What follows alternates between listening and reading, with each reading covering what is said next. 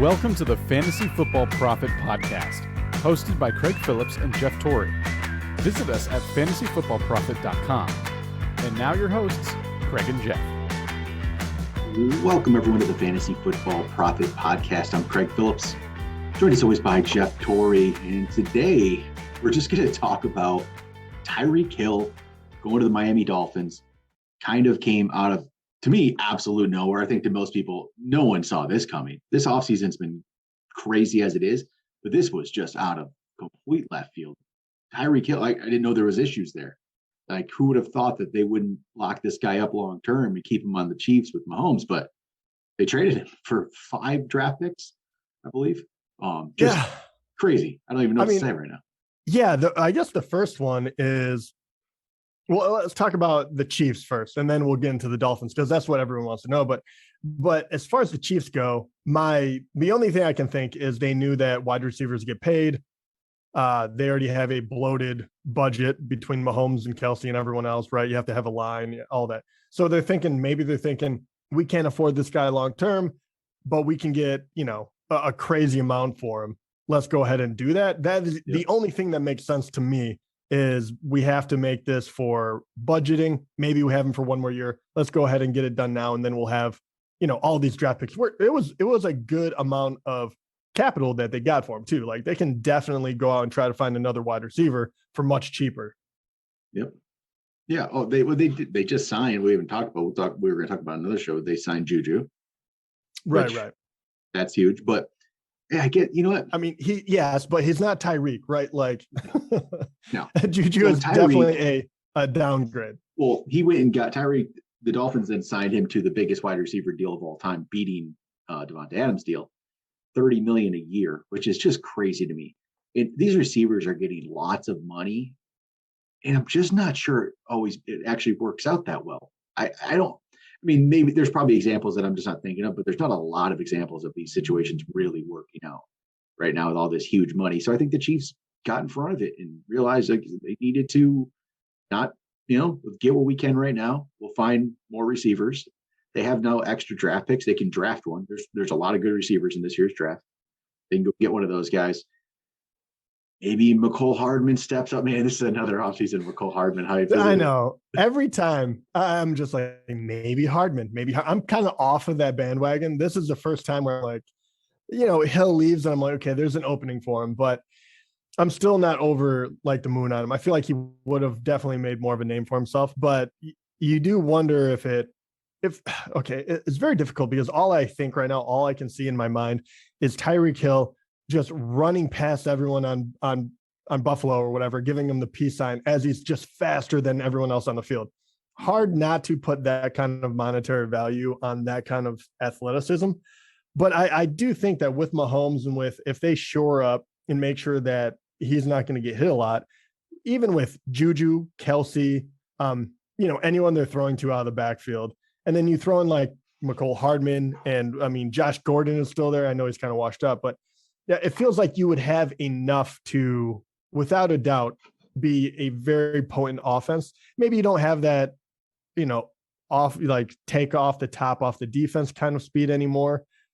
Hardman obviously has that ability if he's able to lock that up. But I still think it's fine. Like, I don't think they're missing out on too much. Definitely when you get into those big time games, who are you going to go to? Other than Kelsey, that's going to be the big question for me because Tyreek has always been that guy for the last 5 years or so, 4. Yep. Yeah. It's, oh man, I don't know. I don't feel like the Chiefs are done. They're going to try something. I feel like they had to have something else in mind with this. I don't know. I'll be surprised, honestly. I don't think they do. I think they're just like, we have a bunch of talent. We're really deep. We've been deep at every spot for a while. Let's go ahead and let those guys do it. Do they still have Robinson on the team as well? I think so, right? Demarcus Robinson, yeah. A lot has happened over the offseason, but even Robinson had showed flashes. So if they're kind of like, hey, Tyreek's not here, like, you guys are going to battle it out. Who's going to be, a larger part of the offense? I like that they're kind of, it'll be opportunity. I think Marcus Robinson's gone, actually. Is he? I was going to say, he might have left. Gone? Let's see here. He went to the Raiders. Okay. Shoot. Well, either way, that just shows you how kind of deep they were because you never cared about it besides for Kelsey and Hill. But yeah, They're I like, think they're one pick away. But right now, let's see. I said their depth chart has Juju, McCole Hardman, Josh Gordon. That's their top three. Yep. okay. Yeah, I mean, not the worst thing that you Hey, could possibly have. they just signed Corey Coleman. I mean, Remember that sure, name from why the not? past? Yeah, yeah. Been a while. Well, okay, I guess we've talked about the team. What about the Dolphins side of things? We should talk about what this means for them. Speaking of a specifically. team, speaking of a team that can definitely get down the field now, they have ridiculous amount of speed on this team. If they really want to, I mean, him and Waddle, right? Hill and Waddle, maybe. I mean, now it could be the best 1-2 punch in the NFL, assuming Waddle takes even just a small step forward from what he did last year, which he was still phenomenal. I mean, it is unbelievable. And then you also have Will Fuller when he's healthy, which is crazy speed. You also have Devontae Parker. They just signed Cedric Wilson from Dallas, who was, whatever. But he's a solid depth pick for sure. And then you also have Gesicki.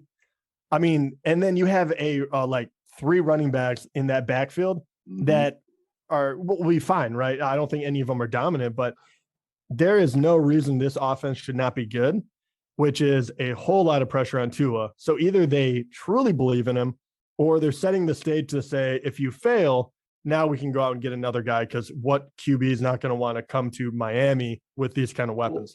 And they just signed left tackle Taron Armstead from the Saints, a 5-year deal, $87 million, big money for a left tackle. They're really going for it. Oh, changing your offense in a matter of, it's been like 3 years now, but relatively quickly, just saying these are the missing pieces. We're going to go ahead and pay for them. I do respect it. I respect it a lot. Does this change your view of Tua going into 2022? Well, I don't dislike Tua. He seemed. That's not a very high vote of confidence, that statement right there. He seemed average, but there was, you just felt like maybe there was something more. He was accurate. He showed sometimes he would play well. Maybe I don't know.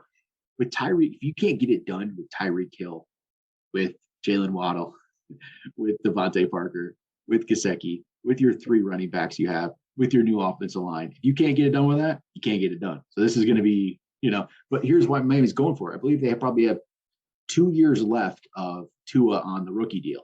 So they have the money right now. This is the time to go for it. When you have a rookie or a quarterback on the rookie contract, that's the time where you can go for it. And that's what happens like with the Chiefs. They don't have Mahomes on that rookie deal anymore. You have to make big decisions like this. You have to get rid of Tyreek Hill. You can't, when you have the quarterback on the rookie deal, that's when you can actually do something. And like back in the day, the Seahawks were the best they were is when Russell Wilson was on that rookie deal. It's always like that. And now it's just not the case. So, Tua's chance. I don't know how it'll play out yet, but this is his chance.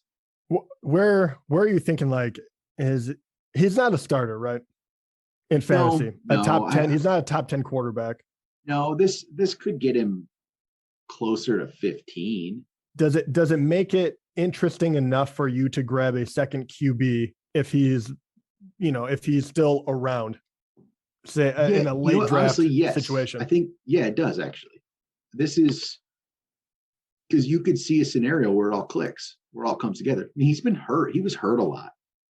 And he came in hurt, yeah. He came in hurt, so he never had a real chance, I feel, to get going. And then even year 1, he was like splitting. It was him and Ryan Fitzpatrick. He never got a real full shot. No, and let's be clear about the weapons he had too. This team is restructured completely. Like when you don't, when your line is, they were average. I don't think they were like terrible, but Waddle was a rookie last year. That was his best guy. The year before that, you had, Devontae Parker, who never really fully came into his own. You were a rookie. You were splitting time. Last year, he did show growth. There's no doubt about it. I'm kind of in your camp. I don't think he looked elite. I don't think he, and that's not to bag on him too much. Very few guys find success in the NFL, and only, 32 people actually get a shot at it. So, that is not really bagging on the guy. But like you said, I think I could see a world where he turns out to do pretty well this year. I don't know if that, turns into fantasy gold where you can throw 30, 40 touchdowns or something, there's definitely a lot of guys to throw it down the field to. So if you're going to up your TD number, this would be the moment. So we got through Tua, if you will. Tyreek Hill. So this has to make him go down, right? You don't think so? Yes, it will a little bit, but I mean, not out of the top 10. I'm not saying this is what I find interesting. This is the thing I find interesting about how they could use is he's going to Miami, whose coach is Mike McDaniel, who found creative ways to use Deebo Samuel over in San Francisco. I just have a feeling you're going to see Tyreek doing a lot more than just running routes. They're going to get Tyreek like the Chiefs did early on, right? They used to try to get him the ball, running the ball, all that stuff early on. It didn't really happen, I feel like, the last couple of years as much. They're going to try to get Tyreek the ball in all kinds of ways. You're paying this guy money. You're going to get the ball in his hands no matter what. The problem is, okay, you say he's going to fall down, but there's no sure thing at wide receiver right now. No, right? I mean, we'll talk about Devontae on another episode, but Devontae Adams isn't a sure thing number one anymore. I mean, it's Cooper Kupp probably at this point. Yeah. Cooper Kupp's the number one. I mean, you have a lot of the young guys though, right? Yeah. I was going to say, we have a lot of young. You have Chase, you have Justin Jefferson, which we're both obviously we love him. You have those guys but you're right. Like Devontae is in a different situation now. Deebo, he's a great prospect, but I'm lower on him just because he made touchdowns out of a ridiculous amount of plays last year. I just don't think that can happen with Lance. Yep. But so he falls off a little bit for me. Hill, for me, you're right. Like maybe whatever you lose by taking him off of Mahomes, they make up in bulk or in the amount that they actually go to him, right? Like maybe you're going to catch a couple extra balls per, and maybe you actually become more of a week-to-week guy rather than maybe you don't have a 30-point week, but you have a lot more 15-point weeks or something. Yeah. Well, real quick, I guess we'll end this one off. I'll just say the new Fantasy Pros ranks, the consensus ranks, people have already been updating. Cooper Kupp's 1, Jamar Chase is 2, Justin Jefferson's 3, Devontae Adams is 4, Deebo's 5. Yeah, no, I don't like that. Stephon Diggs is 6, and Tyreek is 7. I mean, I see that though. Once again, that's not crazy though to me. Like, yes, he was like a top 3 guy with Mahomes, and with Chase and Justin Jefferson doing so well, he might have been knocked out to 4 anyway because he was so up and down. So having him at the bottom of the top 10, I don't think it's that crazy when you're kind of like Tua has to prove something to us. Well, yeah. It's just a little bit too much unknown right now. Who finishes off the top 10? Let's see here. AJ Brown. I lost it. AJ Brown is 8. Let me see if I can get my ranks back. I say AJ Brown. I don't even necessarily know how comfortable I feel there. It seems a little more dangerous after this year, even though he did well when he was out there. Yep. So AJ Brown was 8. CD Lamb is 9 now that Amari Cooper's gone, and Mike Evans is 10. Yeah. I mean, I totally get that. Godwin coming back off the injury, all those guys make sense to me. Yep. I don't have an issue with that. I don't have an issue with Hill being there. Does this hurt Waddle at all? No, I don't. Honestly, I don't think so. We've seen other players in the past be better when, look at Juju Smith-Schuster for an example. He was great as a number 2. Number 2 receivers can be good, and Juju hasn't been the same as a number 1. So I honestly might like Waddle a little bit more now. And I know that's the tension's not there. It was all going to be on him. I mean, he was doing well as the number 1 last year. Like he was showing up, man. And if you're going to be the number 2 and they cannot cheat on you, woo. So I almost kind of like him more. I mean, yeah. Could be. All right. Does it affect anyone else before we end it? Is there anyone else that you should say, hey, you should really look at not in a good way? Probably not affected, right? It probably just makes Devontae Parker just irrelevant. Honestly, in fantasy, he'll have some games, I got but you don't want the guy. Other than that, yeah. I mean, because he's been going the wrong way anyway. Yep. Can't stay healthy. Juju probably goes up a bit at this point. Oh, that's without a doubt. I wasn't sure what his role was going to be. I thought he might have turned into like a slow version of McCole Hardman, where you're like the possession guy. But yeah, obviously you have to use him now. And with Mahomes, I feel like he can get it done. I feel like he's good enough. I can't tell you why he fell. Did he fall off? Did they just get really young, good wide receivers to go with him, and then he got overshadowed? I don't know that for sure. But whatever it was, he obviously didn't live up to the hype a few years ago. So this might be the return of him. Where are you thinking about ranking him? Is he a wide receiver 2 for you? Wide receiver 3? No, it's probably a 3. Like early ranks, he was 43rd, but he'll move up. He's probably he's got to. I mean, if they don't make any more moves, he's top 30 for me. Yeah, but I was gonna say. We'll wait and see what other moves they make. Yeah, he's probably like low 20s, something like that. If it stays this way, if he's going to be the number one, and we're pretty sure of that, then it has to be. I think it has to be at that point. He'll have to jump up there. Either this or maybe the Chiefs know that Josh Gordon is looking like prime now, and they're like, this is the moment. We move Hill, we take Josh Gordon on the cheap contract, and we wait. Yeah. I don't know if they draft, we'll just say 3rd round or above, they get a wide receiver. How much does that hurt Juju, or will that all depend on which wide receiver prospect? It depends on who it is, but that guy if they draft somebody in those top 3 rounds, that guy has a massive opportunity. It will be, the hype will be unreal, I feel like. Yeah. And that is the one we haven't really, all of them. I mean, Hill, Devontae, all that completely changed the landscape of where these rookies can land. I think just 2 weeks ago, I probably would have named teams that would be irrelevant now. You're kind of like, if he goes to the Chiefs, that guy's not going to matter. Now you're kind of like, well. Now they got Chiefs have 2 first-round picks at the end of the first round-ish, somewhere in there. They can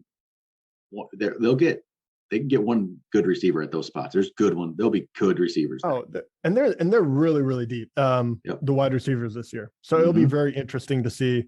I think you really can go 3 rounds deep on wide receiver, and you're probably going to get a really nice prospect. Yep.